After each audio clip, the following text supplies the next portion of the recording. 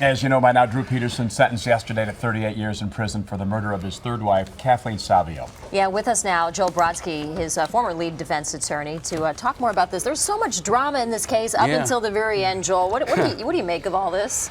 Wow. You know, his screeching yesterday and his self-pity was something that I had never seen before in the 5 years that I had been representing him. In 5 years, I thought I got pretty close to him at some points.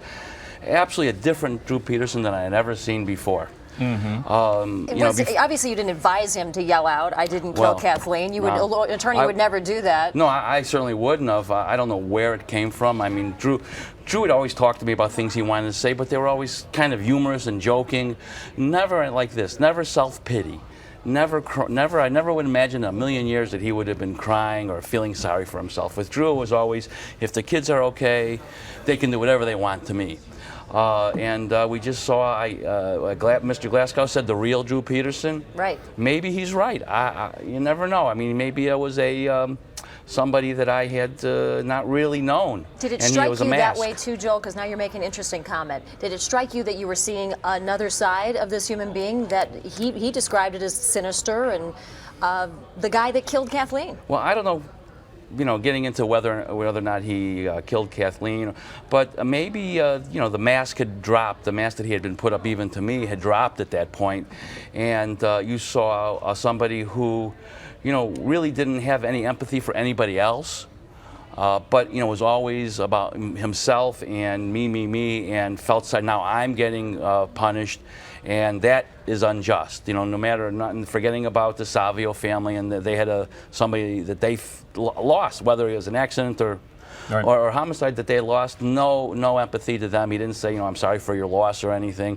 It was always, it was all about him, and that is simply something that totally new, totally different. Well, Joel, you've never seen it. Right. Obviously, you're a major focus of conversation the last several days, and the idea of a new trial coming about because you botched the trial. Did you ever think that was going to happen? Well, first of all, no, because clearly we didn't botch the trial. Drew got an excellent defense. The decision to call Harry Smith was one that Drew forced upon us. And this, obviously, I wasn't saying anything, or I couldn't say anything about this before, because I had a duty not to prejudice his post-trial motion. But Drew insisted that we call Harry Smith, and if we didn't call Harry Smith, he said he was going to take the stand and testify, which would have been disastrous. So we were in a position where we had to call Harry Smith. Now, that was twisted, that was lied about.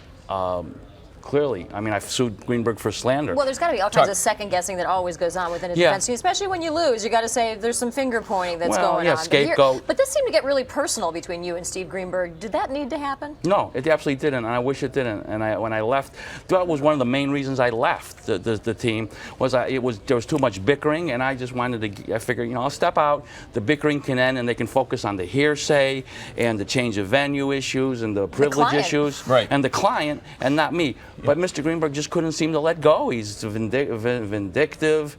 It was just a lot of. It was very bad, very bad. Now, in your heart of hearts, though, if Harry Smith never testified, does it come out differently? Or is what happened yesterday going to happen anyway? Who knows? I mean, I think that jury was inclined to convict no matter what. Right. So I think that no matter what, just the littlest bit of evidence they would have convicted. They clearly they didn't even consider the forensic evidence. They decided it was a homicide in 10 seconds. But we were put in a position where we didn't have a choice, because I can tell you one thing: if Drew Peterson would have testified, it would have been a conviction. There would have been no question. So we had no choice, and everybody agreed to that. Mr. Greenberg agreed. Lopez agreed specifically that we had no choice but to call Harry Smith.